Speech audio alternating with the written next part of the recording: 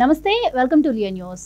ఆంధ్రప్రదేశ్ రాష్ట్రంలో ఏం జరిగినా కూడా దాన్ని వైసీపీకి అనుకూలంగా మలుచుకునే ప్రయత్నం చేస్తుందా అంటే అవుననే సమాధానం వినిపిస్తోంది. అయితే తాజాగా 2022-23 సంవత్సరానికి గాను నీతి ఆయోగ్ 18 రాష్ట్రాల ఆర్థిక స్థితిగతులపై ప్రకటన విడుదల చేసింది. అందులో ఆంధ్రప్రదేశ్ 17వ స్థానంలో ఉంది అంటూ చెప్పిన నేపథ్యంలో మరి దీనిపై ఏపీ ముఖ్యమంత్రి చంద్రబాబు గారు ప్రెస్ మీట్ పెట్టడం, అలాగే రాష్ట్ర స్థితిగతుల గురించి గతంలో తాను చెప్పింది ఇప్పుడు నీతి ఆయోగ్ చెప్పింది అని చెప్పి, అలాగే సంక్షేమ పథకాలను అమలు చేయడానికి టైం పట్టినా కూడా ఫ్యూచర్లో కంపల్సరీ నేను ఇచ్చిన హామీను నిలబెట్టుకుంటాను అని చెప్పారు.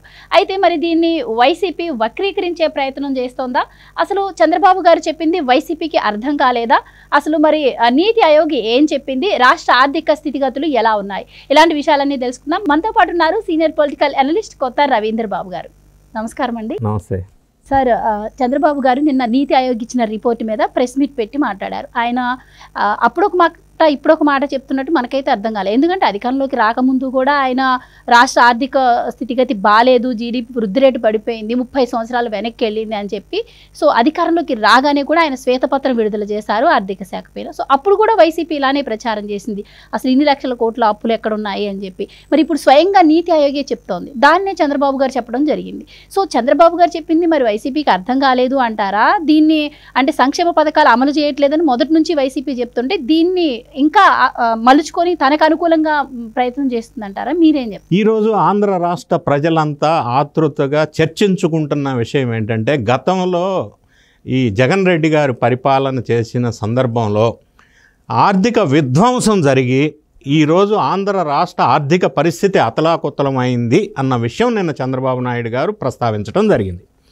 ఈయన అధికారంలోకి వచ్చినప్పుడే వైట్ పేపర్స్ ద్వారా ఆంధ్రప్రదేశ్ ఫైనాన్షియల్ స్టేటస్ ఏంటనేది డీటెయిల్డ్గా ఎక్స్ప్లెయిన్ చేశారు ఆంధ్ర రాష్ట్ర ప్రజలకి.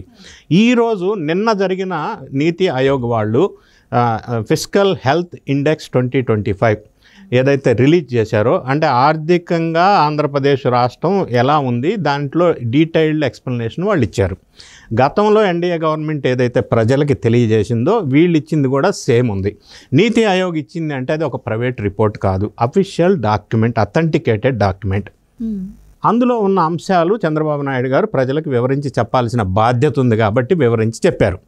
మరి వైఎస్ఆర్ కాంగ్రెస్ పార్టీ ఈ బ్లేమ్ చేయటంలో ఉన్న ఆంతర్యం ఏంటి? వాళ్ళకి ఇది సబ్జెక్ట్ అర్థం కాలేదా?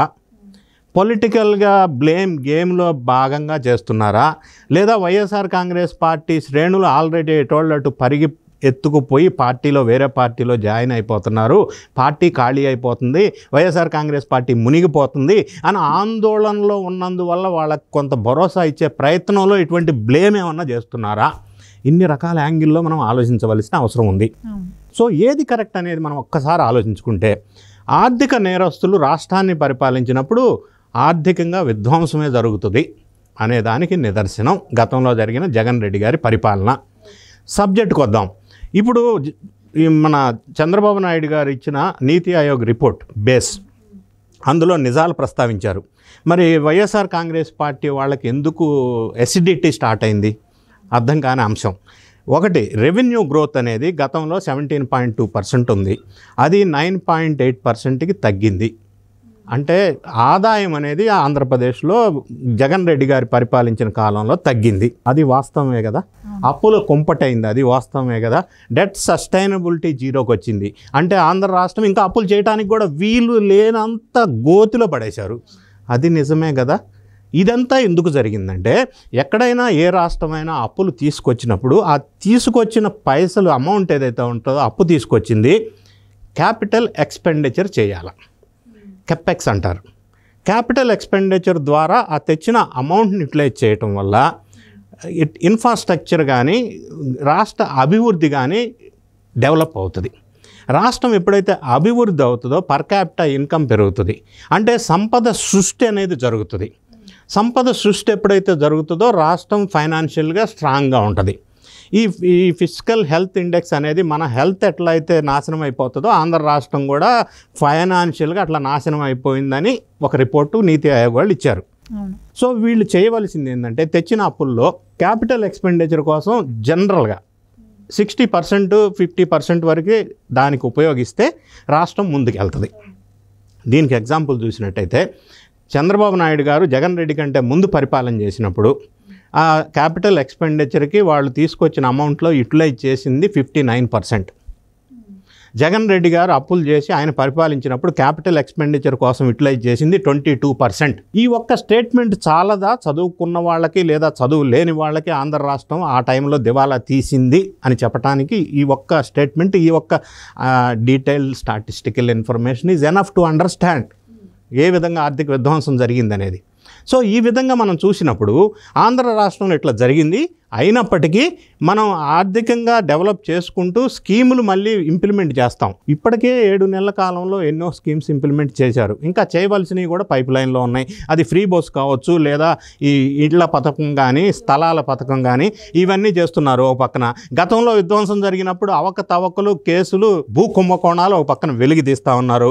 రెవెన్యూ సదస్సులు పెడితే 1,84,000 అప్లికేషన్స్ భూ అక్రమాల మీద, భూ కేసుల మీద అప్లికేషన్స్ వచ్చినాయి. ఇది ఒక పక్కన చేసుకుంటూ ఇంకొక పక్కన డెవలప్ చేస్తూ పోలవరం అమరావతికి నిధులు తీసుకొస్తూ ఇంకొక పక్క సంక్షేమ పథకాలు అమలు చేస్తూ స్టెప్ బై స్టెప్ ముందుకెళ్తున్న నేపథ్యం ఎన్డీఏ కూటమిలో మనం చూసాం. ఇది తట్టుకోలేని వైఎస్ఆర్ కాంగ్రెస్ పార్టీ వాళ్ళు బ్లేమ్ గేమ్ చేస్తున్నారు. ఇప్పుడు క్యాపిటల్ ఎక్స్పెండిచరు జగన్ రెడ్డి గారి పరిపాలనలో సక్రమంగా చేయలేదు యూటిలైజేషను, అందుకే దివాలా తీసింది అనటానికి కొన్ని స్టాటిస్టికల్ ఇన్ఫర్మేషన్ మనం చూసినట్టయితే కెపెక్స్ కోసం యూటిలైజ్ చేయటం అంటే ఏంటంటే వాటర్ రిసోర్సెస్ కోసం ఒక ఎగ్జాంపుల్ తీసుకుంటే జగన్ రెడ్డి గారి ప్రభుత్వంలో 20,752 crores పెట్టారు. అదే చంద్రబాబు నాయుడు గారి ప్రభుత్వంలో వాటర్ రిసోర్స్ కోసం 47,388 crores ఇన్వెస్ట్ చేశారు. ఇది క్యాపిటల్ ఎక్స్పెండిచర్ కోసం ఎక్కువ ఇన్వెస్ట్ చేయడం వల్ల రాష్ట్రం డెవలప్మెంట్ అనేది స్టార్ట్ అవుతుంది. జగన్ రెడ్డి గారు ఎక్కడ ఫెయిల్ అయ్యారన్న విషయం చెప్తున్నా. ట్రాన్స్పోర్ట్, రోడ్స్ అండ్ బిల్డింగ్స్ అనే ఒకటి తీసుకున్నట్టయితే జగన్ రెడ్డి గారి పరిపాలనలో 1,357 crores ఇన్వెస్ట్ చేశారు. అదే కాంపోనెంట్ ట్రాన్స్పోర్ట్, రోడ్స్ అండ్ బిల్డింగ్స్లో చంద్రబాబు నాయుడు గారు పరిపాలించినప్పుడు జగన్ రెడ్డి గారి కంటే ముందు 8,868 crores ఇన్వెస్ట్ చేశారు.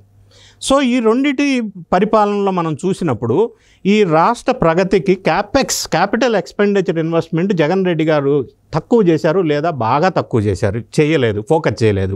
రెండోది సెంట్రల్ గవర్నమెంట్ నుంచి తెచ్చిన ఫండ్స్ యూటిలైజేషన్ కూడా సరిగా ప్రాపర్గా జరగలేదు. దానికి ఇంతవరకు యూటిలిటీ సర్టిఫికెట్స్ కూడా ప్రాపర్గా ఇవ్వలేదు. దానికి వచ్చిన పైసలు కూడా డైవర్షన్ చేశారు, వేరే వాటికి యూటిలైజ్ చేశారు. అట్లా చేయకూడదు, అది కూడా కరెక్ట్ కాదు. సో వీటన్నిటి మీద పెండింగ్ ఉన్నాయి. ఈ ఎన్డీఏ గవర్నమెంట్ వచ్చిన తర్వాత ఇప్పటివరకు 9,055 కోట్ల రూపాయలు పెండింగ్ బిల్లులు పే చేశారు. చాలా రకాల పెండింగ్ అన్నీ సెట్ చేసుకుంటూ వచ్చారు. అది ఫీజు రీయింబర్స్మెంట్ కావచ్చు, లేకపోతే అమరావతిలో 28,000 మందికి కౌలు పైసలు 3 సంవత్సరాల నుంచి పెండింగ్ పెట్టారు. అది కూడా పేమెంట్ చేశారు. గుంటలు పడిన రోడ్లని బాగు చేసుకుంటూ వచ్చారు. ఈ విధంగా డెవలప్మెంట్ ఒక సైడు, పెండింగ్ క్లియరెన్సెస్ చేసుకుంటూ ఒక సైడు, తర్వాత ఈ స్టేట్కి అమరావతి, పోలవరాన్ని డెవలప్ చేయటం, నిధులు తీసుకురావటం, ఈ విధంగా సక్సెస్ అవుతూ ముందుకెళ్తున్న సందర్భం చూసాం. సో నిన్న చంద్రబాబు నాయుడు గారు ఇచ్చిన ప్రజెంటేషన్లో నీతి ఆయోగ్ వాళ్ళు చెప్పింది ఏం చెప్పారు? ఇన్ని ఇబ్బందులు ఉన్నాయి, ఆర్థిక వ్యవస్థ అతలాకుతలం అయిపోయింది, వాళ్ళు విధ్వంసం చేశారు. అయినప్పటికీ మనం ఇచ్చిన కమిట్మెంట్ ప్రకారం కొంత టైం పట్టినా నేను మళ్ళీ ఆర్థిక వ్యవస్థ నార్మల్గా పెడుతున్నాను. ఇప్పుడు వెంటిలేటర్లో ఇది మాస్క్ తీసేసాము, కొంత మెరుగుపడింది, ఇంకొద్దిగా ఇంప్రూవ్మెంట్ చేసుకొని ఆర్థిక వ్యవస్థను సెట్ చేసుకొని ప్రామిస్ చేసిన వెల్ఫేర్ స్కీమ్స్ అన్నీ కూడా ఖచ్చితంగా ఇంప్లిమెంట్ చేస్తాము అని ఆయన చెప్పడం జరిగింది. ఇందులో వక్రీకరించవలసిన అవసరం ఏముంది అని నేను అడుగుతున్నా. అంటే సార్, ఇప్పుడు చదువుకున్న వాళ్ళకి నీతి ఆయోగ్ లెక్కలు కావచ్చు, మీరు అన్నట్టు క్యాపిటల్ ఎక్స్పెండిచర్, ఇవన్నీ అర్థమవుతాయి. కానీ ఊర్లలో ఉన్న ప్రజలకి ఇవన్నీ అర్థం కావు. వాళ్ళు ఎంతకి మాకు నెల నెల సంక్షేమ పథకాలు అందుతున్నాయా లేదా అన్నదే చూస్తారు. గతంలో కూడా మనం చూసాం, ఉచిత సంక్షేమ పథకాలకు జనాల్ని బాగా అలవాటు చేశారు జగన్మోహన్ రెడ్డి. కానీ అది ఫ్యూచర్కి ఎంత డ్యామేజ్ చేస్తుంది అని ఇప్పుడిప్పుడే మనకి అర్థమవుతున్న పరిస్థితి. సో ఇందులో భాగంగా మరి ఇప్పుడు వాళ్ళు ప్రాజెక్ట్ చేయడం కూడా సంక్షేమ పథకాలు తప్పించుకోవడానికి అన్నట్టు ప్రాజెక్ట్ చేస్తున్నారు. సో మరి ఆర్థిక శాఖ మీద శ్వేతపత్రం విడుదల చేసినప్పుడు జగన్మోహన్ రెడ్డి గారు అసెంబ్లీకి వచ్చి సమాధానం చెప్పాల్సిన అవసరం లేదంటారా? ఇప్పుడు వైసీపీ తరఫు నుంచి చాలా మంది కూడా మరి సంక్షేమ పథకాల గురించి మాట్లాడుతున్నారు. రేపు మాపు మరి అసెంబ్లీ సమావేశాలు జరగబోతున్నాయి. మరి ఆ సమావేశాల్లో జగన్మోహన్ రెడ్డి వచ్చి మరి తన హయాంలో రాష్ట్రం ఇంత వృద్ధి రేటు సాధించిందని చెప్పాల్సిన అవసరం లేదంటారా? మీరేం చెప్తారు? ఇప్పుడు మీరు అడిగిన క్వశ్చన్లో చాలా పాయింట్స్ ఉన్నాయి, నేను ఆన్సర్ చెప్పవలసింది. ఒకటి, సంక్షేమ పథకాలు అమలు చేయటం లేదు ఎన్డీఏ గవర్నమెంట్ అనేది తప్పు. ప్రతి నెల పెన్షన్స్ వస్తున్నాయా లేదా? నంబర్ 1. జగన్ రెడ్డి గారు 1000 రూపాయలు పెంచడానికి 5 సంవత్సరాలకు టైం తీసుకున్నారు. ఎన్డీఏ గవర్నమెంట్ ప్రామిస్ చేసిన ప్రకారం 4000 పెన్షన్ చేసి పెంచారా? నెల నెల వస్తున్నాయా? గతంలో జీతాలు ఎప్పుడన్నా ఫస్ట్ తారీఖు వచ్చినాయా? ఇప్పుడు నెల నెల జీతాలు వస్తున్నాయి కదా. గతంలో లీవ్ ఎన్కాష్మెంట్ గవర్నమెంట్ ఎంప్లాయీస్కి పెండింగ్ ఉండింది, ఇవ్వాల వాళ్ళు కొన్ని సంవత్సరాల వరకు. ఇప్పుడు అన్నీ క్లియర్ చేశారా? సో నేనేమంటున్నా అంటే ఏదైతే రావాలో సంక్షేమ పథకాలు ఏదైతే కంటిన్యూ అవుతున్నాయో ఇంత ముందు కంటే ఎఫెక్టివ్గా, ఎఫిషియెంట్గా, ట్రాన్స్పరెంట్గా, పర్ఫెక్ట్గా వెళ్తున్నాయి 7 నెలల నుంచి అని నేను చెప్తున్నా. రెండోది, మీరు జగన్ రెడ్డి గారు అసెంబ్లీలో వెళ్ళి ఇవన్నీ ప్రస్తావించాలి కదా అని అన్నారు. ఆయన అసెంబ్లీకి వెళ్ళట్లా. అసెంబ్లీలో ఎన్నికైన కొంతమంది ఉత్సాహవంతులు ఫస్ట్ టైం అసెంబ్లీలో ఎమ్మెల్యేగా గెలిచిన తర్వాత అసెంబ్లీలో కూర్చొని అధ్యక్ష అని అనాలని జీవితకాలం కోరిక. ఆ కోరిక తీరని ఎమ్మెల్యేలు అసంతృప్తికి లోనవుతున్నారు. వాళ్ళు అసంతృప్తికి లోనై పక్క పార్టీల వైపు చూస్తున్నారు. ఇక నెక్స్ట్ క్వశ్చన్, అసెంబ్లీకి ఇట్లా ఎంతకాలం వెళ్లకుండా తల దాచుకుంటారు? అసలు పబ్లిక్ ఓటేసి ఎమ్మెల్యేగా గెలిపించింది ఎందుకు? ఇంట్లో కూర్చోటానికా? ప్రెస్ మీట్లు పెట్టడానికా? అసలు వాడిని నైతిక బాధ్యత ఏంది? అసెంబ్లీకి వెళ్ళి కదా ప్రశ్నించాలి, ఇంట్లో కూర్చొని ప్రెస్ మీట్ పెట్టి ప్రశ్నించడం కాదు కదా. సో ఇట్లా ఎంతకాలం అసెంబ్లీకి వెళ్లకుండా ఉంటారు? నెక్స్ట్ క్వశ్చన్, మీలాంటి వాళ్ళు ఇంకొకరు అడుగుతారు, అసలు అసెంబ్లీకి వెళ్ళరు, మరి ఆ ఎమ్మెల్యే పదవి అవసరమా? డిస్క్వాలిఫికేషన్ ఎందుకు చేయకూడదు? అసెంబ్లీకి వెళ్ళని ఎమ్మెల్యేని ఎందుకు డిస్క్వాలిఫై చేయకూడదు? They are not fit as an MLA. ఎప్పుడైతే ఎమ్మెల్యేకి ఎలక్ట్ అయినాక అసెంబ్లీకి వెళ్ళినప్పుడు ఎమ్మెల్యేగా ఎందుకు ఫిట్ అవుతారు, ఎందుకు డిస్క్వాలిఫికేషన్ చేయరు అనేది మనం టెక్నికల్గా ఆలోచించినప్పుడు ఎమ్మెల్యేగా డిస్క్వాలిఫికేషన్ చేయాలంటే 3 అంశాలు. రాజ్యాంగంలో ఆర్టికల్ 101 ప్రకారం ఏదైనా ఎమ్మెల్యేకి ఏదైనా కోర్టు కన్వెన్షన్లో చేస్తే 2 సంవత్సరాల శిక్ష విధిస్తే అప్పుడు అసెంబ్లీలో కానీ పార్లమెంట్లో కానీ అతనికి అనర్హత వేటు, స్పీకర్ డెసిషన్ తీసుకుంటారు. అది ఒక కండిషన్. అదే మనం రాహుల్ గాంధీ గారి సందర్భంలో ఈ మధ్యకాలంలో జరిగింది. ఆయన పార్లమెంట్లో డిస్క్వాలిఫికేషన్ చేసి కోర్టు శిక్ష విధించినందుకు ఇల్లు కూడా ఖాళీ చేయించారు. సో అదొక కండిషను.